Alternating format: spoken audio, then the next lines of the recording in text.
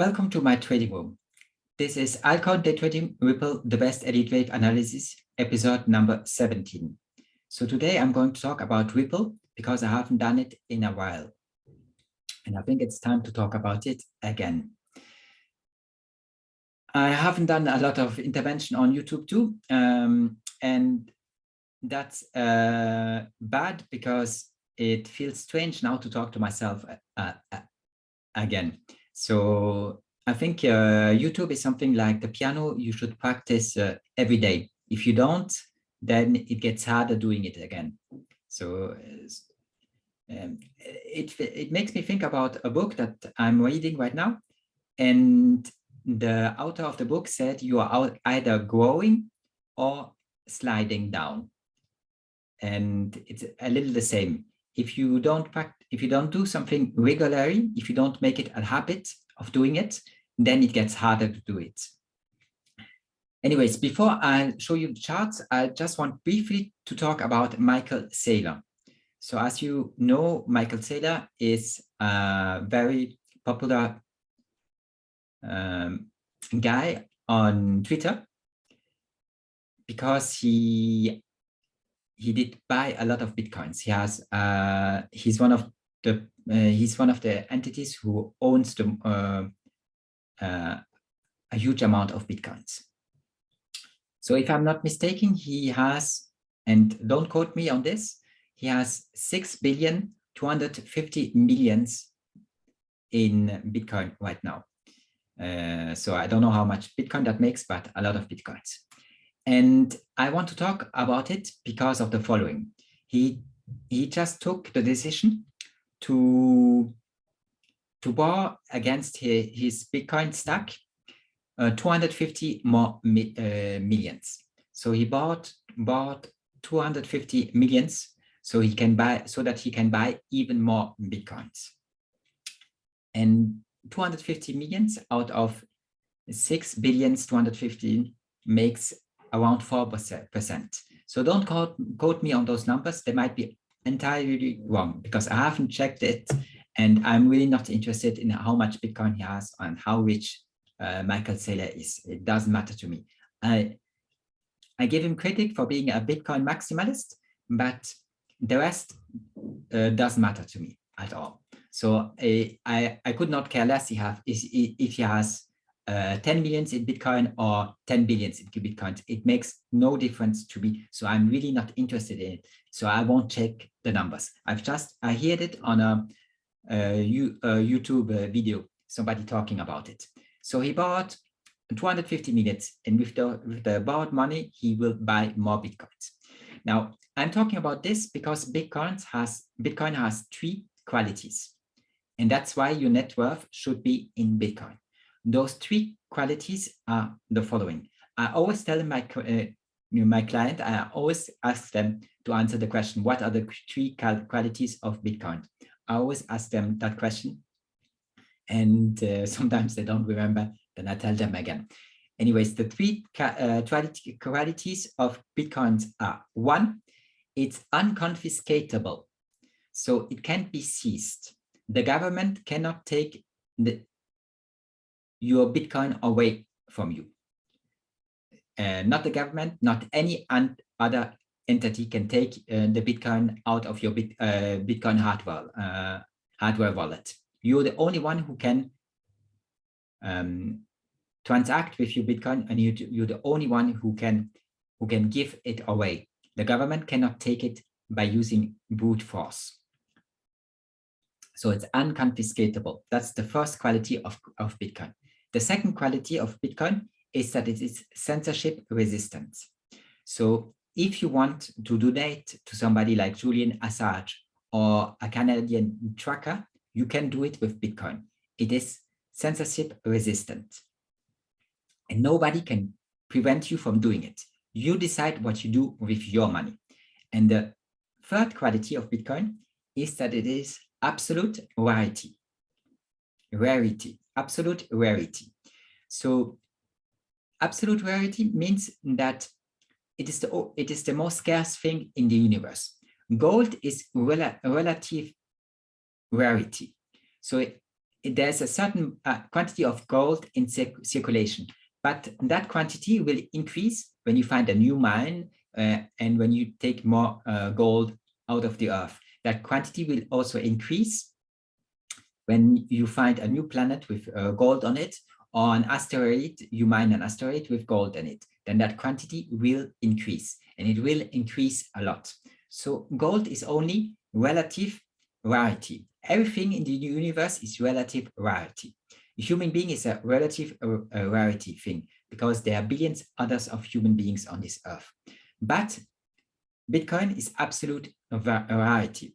It means there only were 21 million in circulation, and there never will be more. So it is 21 millions against infinity.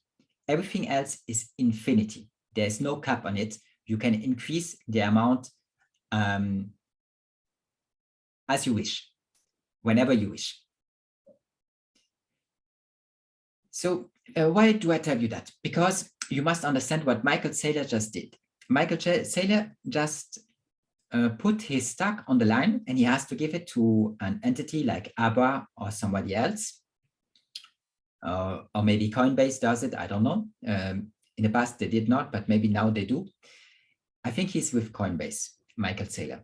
So he has to give his Bitcoin to Coinbase, and then he can borrow money against his Bitcoin. I do that every day, but only for a small amount and only for a trade. I don't do it with my entire stock. I only do it with, if you want, with gambling money. That's not correct, because I'm a serious trader and I don't gamble in the markets, but only you use it with the capital that I'm trading. And that capital, I put it at risk. Yes, and that capital, I give it to an exchange. And the exchange gives me leverage on that capital. That's what Michael Saylor did. He did get a credit of 250 millions, and that's around 4%, if I'm not mistaken. But in order to do that, he gave away 2 qualities of Bitcoins out of 3. So he still has absolute rarity. That quality he conserves. But his money is not anymore unconfiscatable. Now it's confiscatable. The government can take it away from him whenever they want. It takes them a simple letter. A simple letter, a default letter. They don't have to argue. They don't have to do anything. They write a default letter to Coinbase and say that the money has been seized and that must be transferred to the government. Coinbase immediately will seize the money away from Michael Saylor and give it to the government. They won't hesitate 1 second. They obey immediately. That's their job. That's what they do. Okay. So in order to get 250 more millions and buy Bitcoin with it, he puts at risk his entire stock. I don't think that Bitcoin will drop 96% and that his position will get liquidated. I don't think that that is very likely, since normally Bitcoin does not drop more than 89%, so 90%, but not 96%. So normally he should be fine. He won't get liquidated. But the government, whenever it pleases him, can seize all the Bitcoin from Michael Saylor. So it is not unconfiscatable anymore. It also does not resist censorship.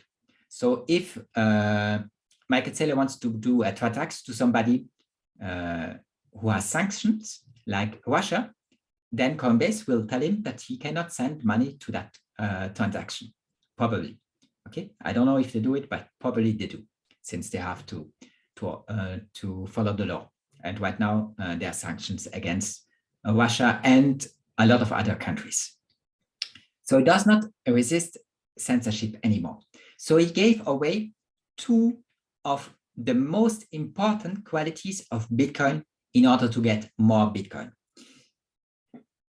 I mean, for Michael Saylor, it probably changes nothing, because for Michael Saylor, he anyways won't put it in cold storage, because he can't sleep peacefully at night if it is in cold storage. He prefers much more having a an entity like Coinbase taking care of the custody of his Bitcoin. So anyways, it's just something you do. Normally, Bitcoin was designed in order to have those three qualities. And you should not apart from these three qualities with your Bitcoin.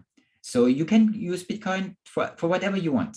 You can use it to buy a house, you can use it to trade, you can use it for whatever you want, but you should not give away those three qualities on 100% of your net worth on Bitcoin. You can do it maybe on 10 or 20% because you need money to trade, you need money to live, etc. And that's fine, but you should not do it on 100%.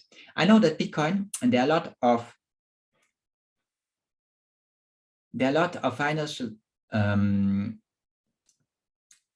financial offerings on Bitcoin. In the future, you will get your mortgage thanks to Bitcoin. In the future, you will use your credit card with Bitcoin. Every time you use your credit card, you simply create money, and you only have to transfer a certain amount to the establishment, the Visa or whatever you use, and then you can create money every time you pay with your credit card, and your collateral will be Bitcoin. So for that, for you leasing a car or buying a car or for having a house, or for all those things in the future, you will use either directly Bitcoin, which is probably best, or Bitcoin will be your collateral. So you want Bitcoin to be your collateral because of reasons related to taxes, and you also want it because you think that the price of Bitcoin will increase, and in that case you can borrow more against your Bitcoin. So that's one thing, but you must be aware that whenever you do that, you lose unconfiscatable. You lose the quality of that it is unconfiscatable, and you lose censorship resistance, and that is not something you should do lightly. It's something I struggle a lot with. I struggle a lot with trusting any institution, and I only do it because I need it to trade. That's one of the only reasons that I do it. Right now, I don't borrow against my Bitcoin.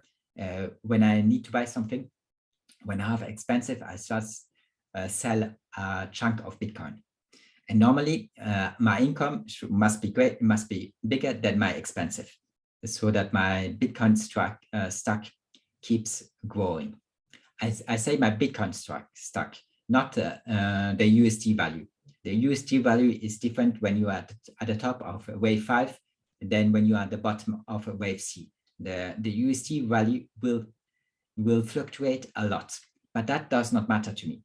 What matters to me is that I have Bitcoin because it's important. It's important to me. You know, the difference between me and Michael Saylor is that Michael Saylor had probably a very pleasant life. He had a nice family. He had nice parents. He went to the best schools.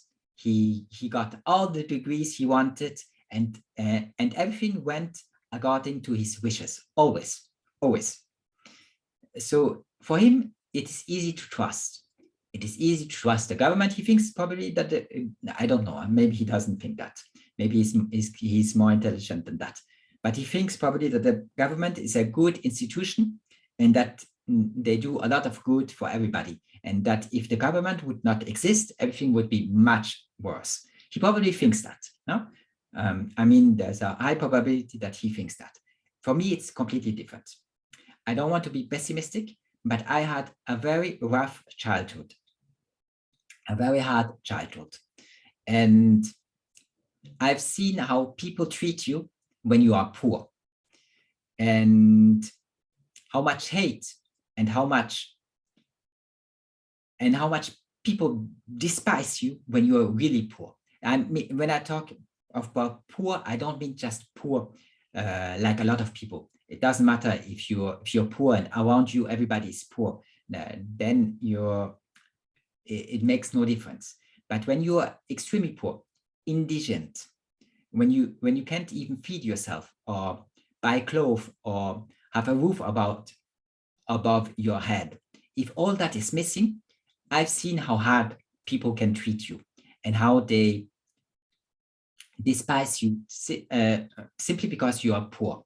So I know how hard it is when you are poor, and it gets only better for me during the last years, because I've made more money and now people treat me a little more kindly.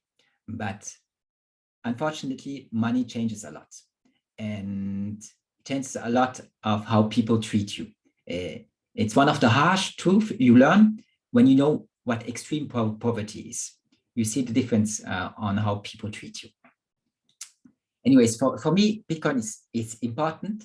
It is a lifeboat. It is something that that makes a huge difference in my life, and I cannot give away the quality of unconfiscatability or censorship resistance. I cannot give it away lightly. I might buy stuff with Bitcoin, of course, but I cannot give away those two qualities lightly, and you should not too. Now, that being said, it is time for me to take a look at my chart and talk about my disclaimer, and then we go over the charts. So let me do that now. Here is my disclaimer.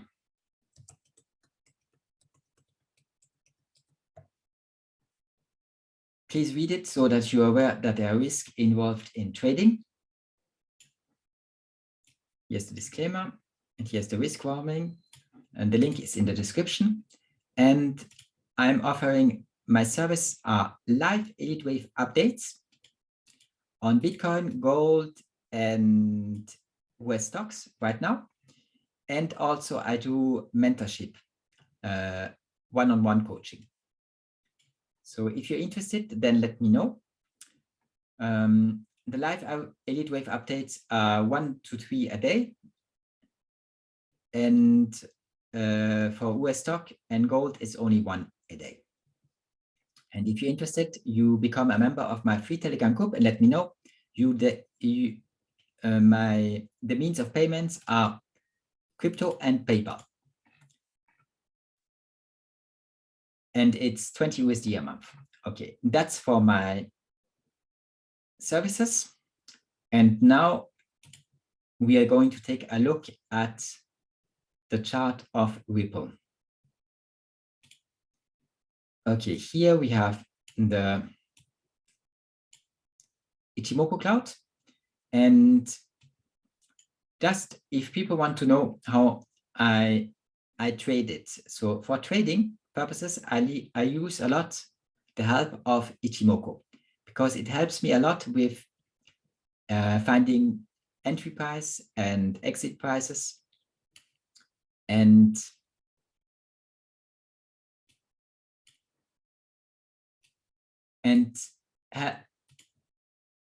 my risk management. So it helps me a lot with my trading. And of course, you can use, I did get a question of one of my subscribers. She asked me if it is much better to use the 3-hour chart, or if you can also use the 1 hour, 2 hour, 40 minutes, 45 minutes, 30 minutes, etc. You can use every time frame you want. But the thing is, how active are you in the market? How many times do you want to adjust your position? Do you want to do it every 5 minutes? Do you want to do it every 50 minutes? Do you want to do it every hour? Do you want to do it once a day or twice a day? So it depends on how active you want to be. I like for trading, especially the 3-hour chart. But right now I'm going down from time to time to the 2-hour and the 1-hour chart, depending on my confidence and depending on the entry point I want to get. So from time to time, I will look at the lower time frames. Here I can't really show you because I think that if I switch to lower time frames, it won't make a huge difference. So right now, if you want to go long, because let's say Elliott wave is bullish, we will check that in a second. But if you want to go long, because let's say Elliott wave is bullish, in that case, you would look at the Ichimoku cloud, or that's what I do. You can do whatever you want, and you might come up with a much better trading system than I have.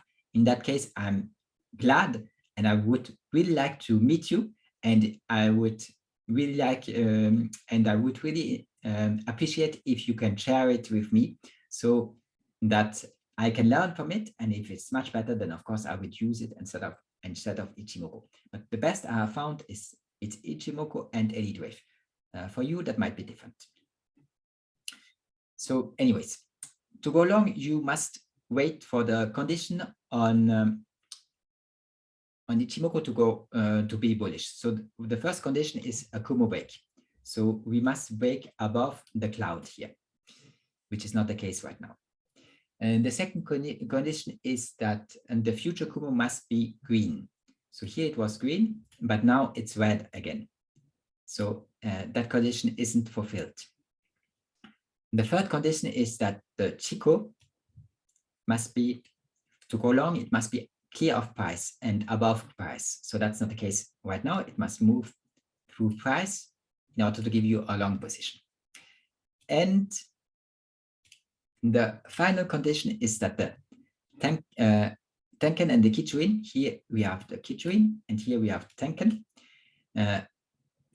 is in the opposed order. Is that price is above the Tenkan and the Kichuin, and that the Tenkan is above the Kichuin. So once all that happens, you can go long. And my final condition is Elliott wave, is that Elliott wave confirms the bullish or bearish view. That's my final condition. So as you can see, right now, you cannot take a long position. You could, if you were bearish, you could take a short position. And when would you take that short position? So you do the same thing, but in reverse. So instead of looking for long, you look for a short position. For short position, you need a break below the Kumo cloud, which is the case here. Then you need the future Kumo to be bearish, which is also the case. Then you need the Chico to be free of price, which is also the clear of price, which is also the case. And the third condition is that the Tenkan is below the Kichuin and that price is below both of them. That's also the case. The last thing is Elliott wave. You have to check Elliott wave. And to go short, you would go below the candle that the breakout candle or the 9 candles high. So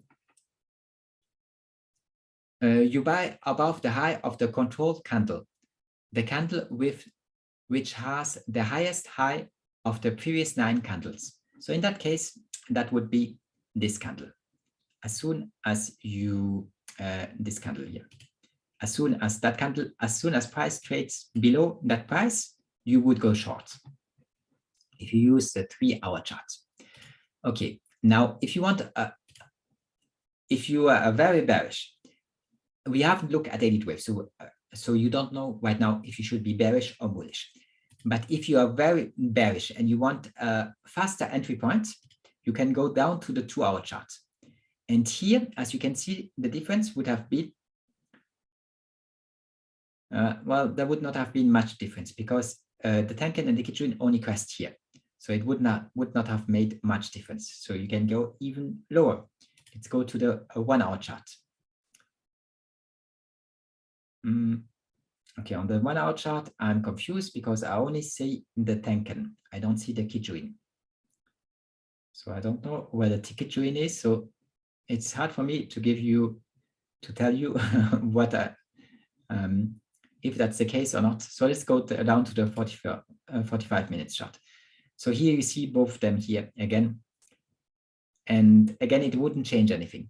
Unfortunately, the drop was that sharp that it doesn't change anything. Even on the 30 minutes, it wouldn't change. So here, in any case scenario, doesn't matter which chart you use, you would only get an entry once you are below that candle. But that's not always the case. If you go down, you will get sooner entries and sooner exits. Let me go down again and see if we would get, if I can show it with an entry price.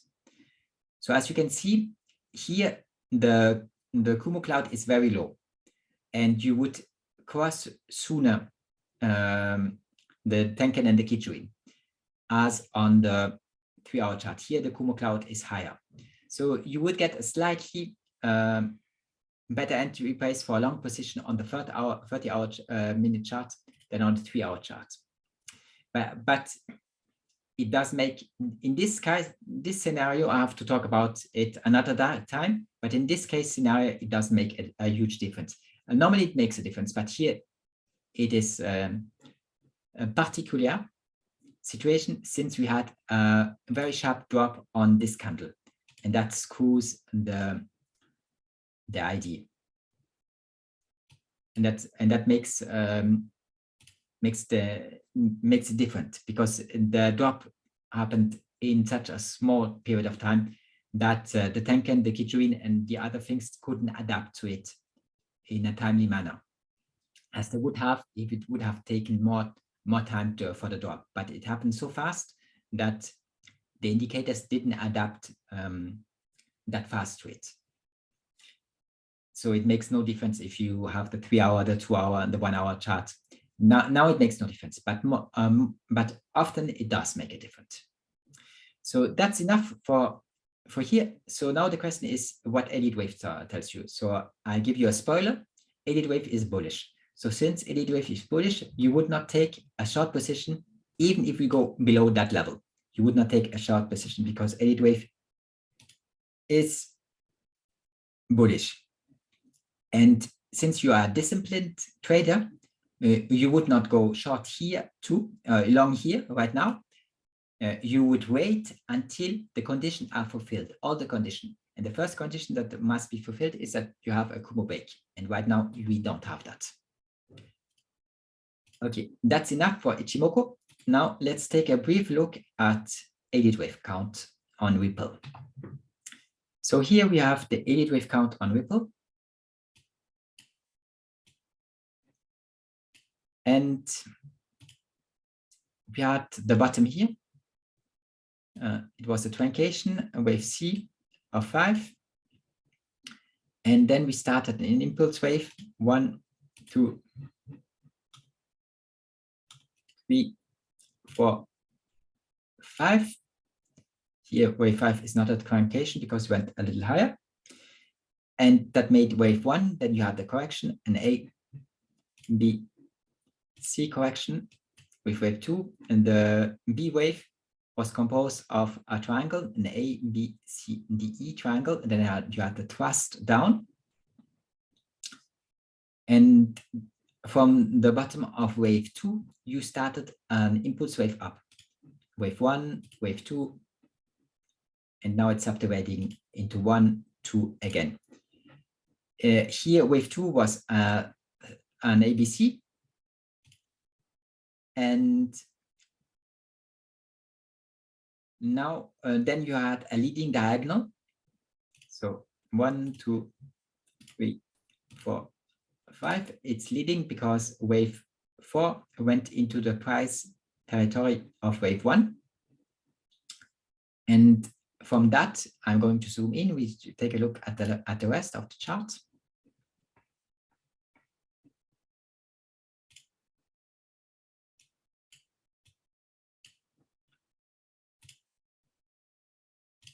So from the top of wave 1, you had the correction of wave 2, which might be over right now. I'm saying that because we can see an A, B, C wave in it, with the B wave subdividing also in an A, B, C. And since we did retrace 61%, it is nearly 61%. It is possible that this is the bottom of wave 2. But I'm telling you, it is possible. What are Elliott wave are probabilities. It's not certain. It is never certain. You will never see any Elliott wave count which is 100% certain. Never. All the counts they give you only give you probabilities. And here the probabilities is high right now that we have bottomed in wave 2 and that we will go higher. But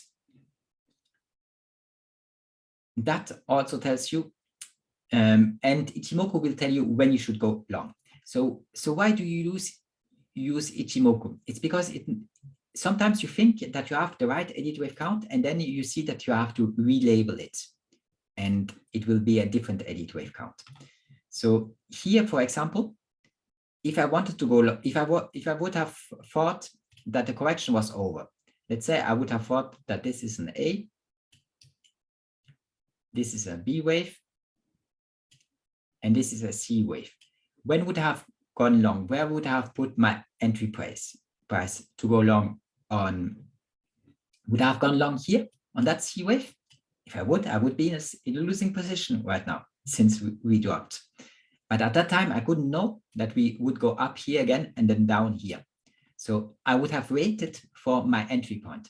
And if I've considered that that was a C wave and that count was wrong, then I still would have waited. I would have considered that was a C wave. Then I would have expected price to move higher. So I would have waited for all the conditions to go long were fulfilled.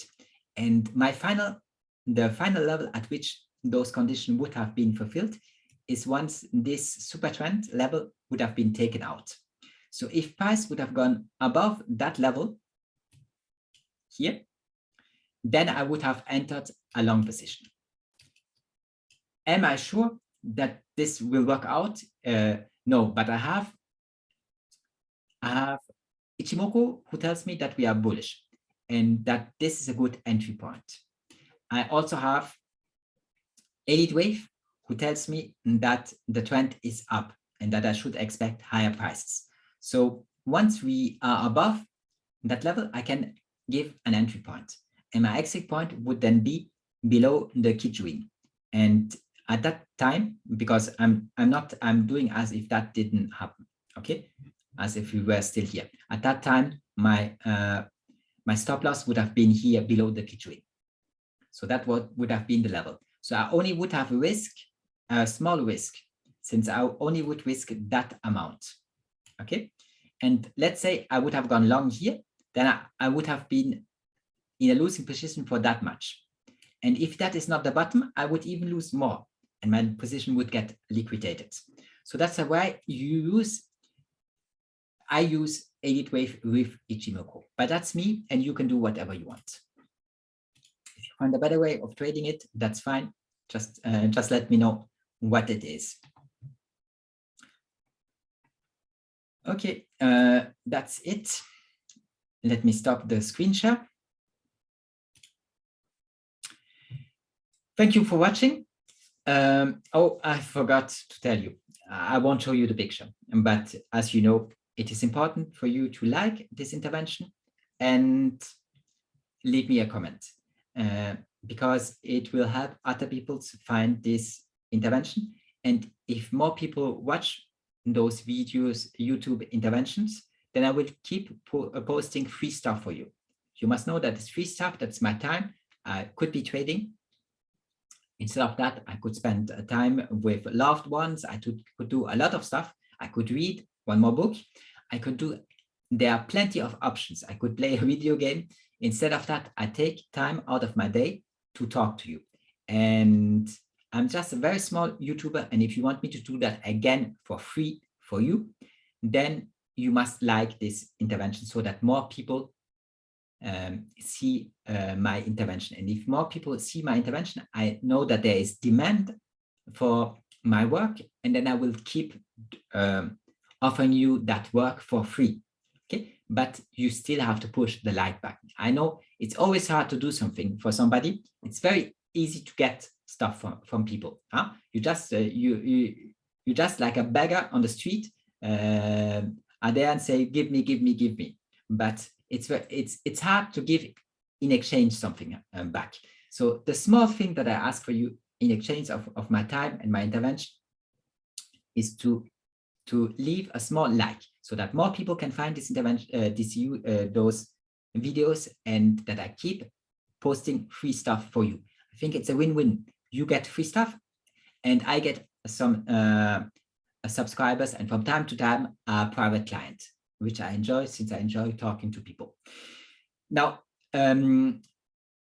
the second thing I want to ask of you is to be a member of my private Telegram groups. So just that you have a second way of communicating with me. You never know when it's useful and when you need my advice. And that's all. I hope that I can make out of YouTube a habit, and I hope that I will be talking to you again tomorrow. I don't promise it because I don't know how my day will go, and I don't know if I find the time to do it. But I try. If I don't do it tomorrow is Friday, if I'm not mistaken. Yes, tomorrow is Friday. So if I don't find it tomorrow, then I will do it next week. I will probably take the weekend off because I enjoy, if it's sunny, spending some time outside, not just in front of the screen trading. So it does me good to do something else than sitting in a chair and looking at charts. So probably I take the weekend off, but I will be back next week. Thanks for watching and see you soon. Bye-bye.